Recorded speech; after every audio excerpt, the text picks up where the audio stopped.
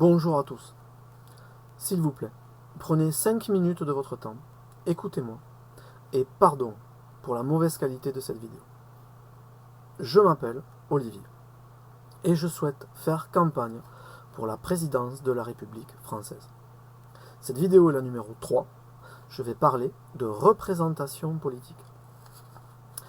D'abord, je pense qu'il faut rendre obligatoire la présence d'un casier judiciaire vierge pour pouvoir s'engager ou poursuivre en politique. Cela afin d'assainir durablement le paysage politique français. Cela a déjà été annoncé lors du quinquennat précédent et s'est heurté à la Constitution française. Pourtant, un casier judiciaire vierge est exigé pour nos fonctionnaires. Cela ne se heurte pas à notre Constitution. Aussi, je pense que nous devons trouver un moyen, en s'inspirant du cas des fonctionnaires, pour obliger nos représentants politiques à présenter un casier judiciaire vierge. Ensuite, il me semble qu'il doit y avoir obligation pour nos plus hauts représentants politiques de ne pas accéder à un emploi privé durant une durée à déterminer et faisant suite à la fin d'un mandat électoral.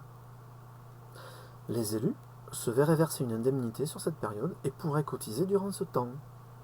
Cela diminuerait, voire éviterait de fait, les allers-retours entre sociétés privées et institutions publiques, qui créent des conflits d'intérêts et desservent la population française. Dans le même temps, et afin de contrôler les coûts, je pense qu'il faut diminuer le nombre de nos représentants, limiter fortement ou interdire le cumul des mandats. En politique toujours, la parité homme-femme s'impose peu à peu, et je pense que c'est une bonne chose. Je pense aussi qu'un chantier est à engager au niveau de la parité sociale. Nous devons voir siéger dans nos assemblées des cadres, des chefs d'entreprise, mais aussi d'autres catégories sociales, comme celle des ouvriers ou des artisans. Et cela de façon représentative, au moins plus représentative. Quand on regarde les catégories socio-professionnelles représentées par les députés, on est saisi de voir des professions surreprésentées et d'autres absentes ou sous-représentées.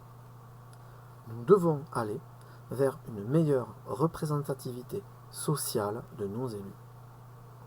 En résumé, je pense qu'il faut exiger la présentation d'un casier judiciaire vierge pour nos politiques. Je pense que suite à un mandat électoral, on doit créer une période où toute activité privée rémunérée est interdite. De même, je pense que nous devons réfléchir à améliorer la parité sociale en politique. Du peuple, par le peuple, pour le peuple. Je vous salue.